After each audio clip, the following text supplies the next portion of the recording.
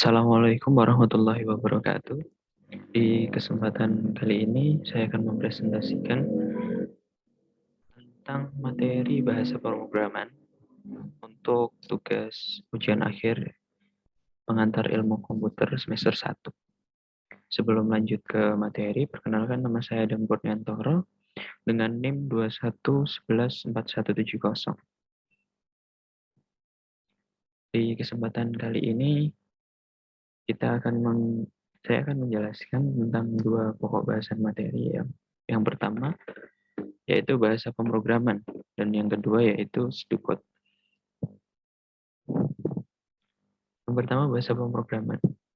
Bahasa pemrograman atau sering diistilahkan juga dengan bahasa komputer atau bahasa pemrograman komputer adalah instruksi standar untuk memerintah komputer.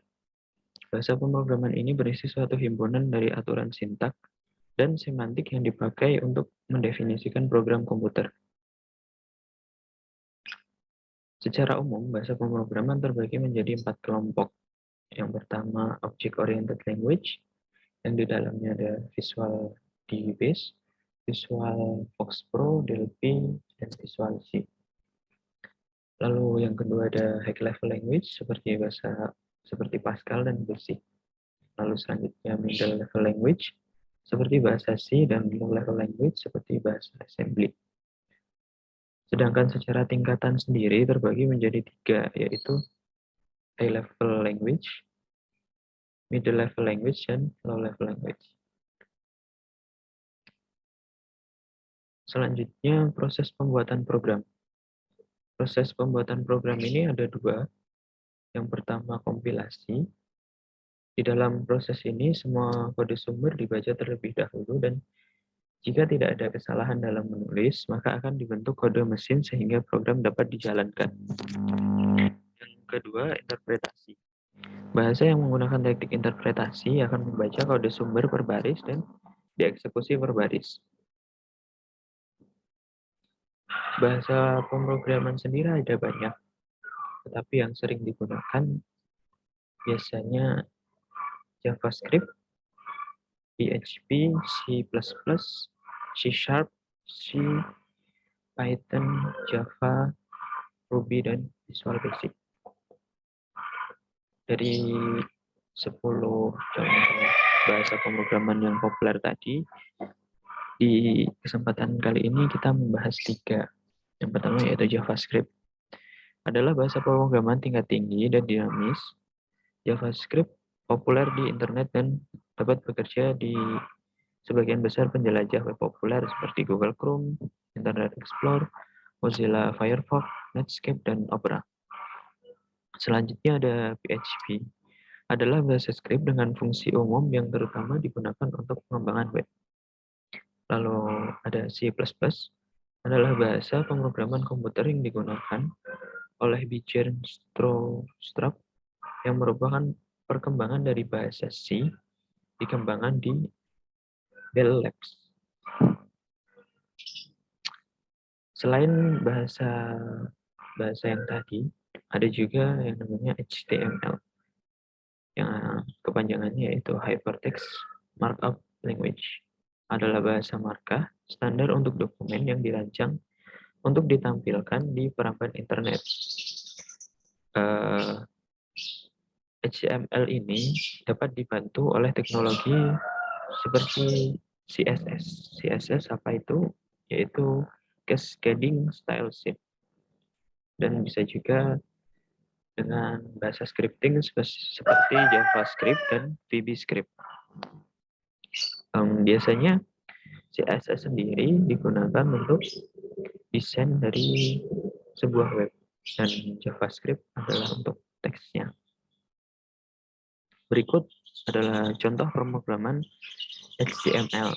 Yang pertama ada sintak HTML sendiri, yaitu untuk mendeklarasikan bahwa program ini adalah program HTML. Yang kedua ada sintak head dan title. Nah, ini di dalam sintak head terdapat sintak title ini untuk ditampilkan di baru paling atas di dalam software internet. Lalu ada body. Body sendiri adalah mencakup untuk ini semua, itu digunakan untuk kita untuk mengisi apa yang harus ada di web tersebut. Lalu ada sintak H1. H1 ini artinya header. Header yang pertama. Biasanya ini untuk menampilkan judul dengan size font yang besar. Lalu yang H2, header 2 ini digunakan untuk pendukung dari H1. Ini biasanya size-nya lebih kecil daripada H1. Kalau ada sintak P, biasanya ini digunakan untuk mencetak paragraf. Lalu selanjutnya ada sintak IMG SRC. Ini digunakan untuk menampilkan sebuah gambar, bisa berwarna PNG atau JPG. Selanjutnya di dalam sintak P terdapat sintak AHREF. Nah, di sini digunakan untuk memasukkan link ke dalam web kita. Jadi misalnya di dalam web nanti akan tertera link ini, dan misalnya kita klik, nanti kita langsung akan menuju ke laman web tersebut. Nah, di setiap sintak-sintak ini, di akhir, pasti ada slash sintak tersebut. Nah, ini aturan dari bahasa pemrograman HTML adalah seperti ini. Selanjutnya, pokok bahasan kedua, yaitu Sdukcode.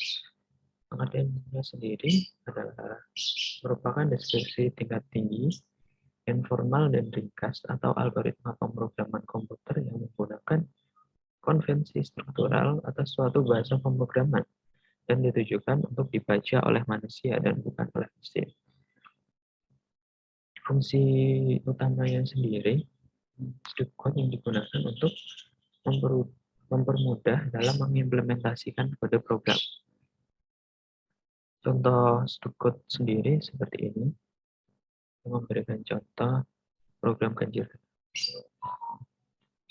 Ini, seperti ini contohnya, biasanya diberikan deklarasi seperti program, ada deklarasi juga, ada algoritma itu sendiri. Program ini biasanya diisikan tentang deskripsi program apa yang akan dibuat, kode programnya. Dan deklarasi ini biasanya digunakan untuk memasukkan variabel dan menjelaskan fungsi variabel itu untuk apa. Misalnya kita masukkan di sini variabel X yang berfungsi sebagai integer. Integer sendiri bisa diisi dengan bilangan bulat.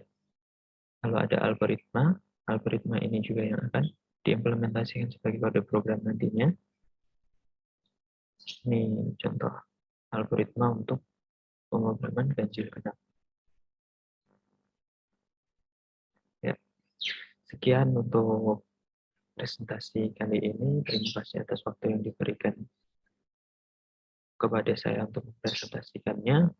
Bila ada salah kata atau salah perbuatan dari saya, sebelumnya terima kasih. Mohon maaf. Wassalamualaikum warahmatullahi wabarakatuh.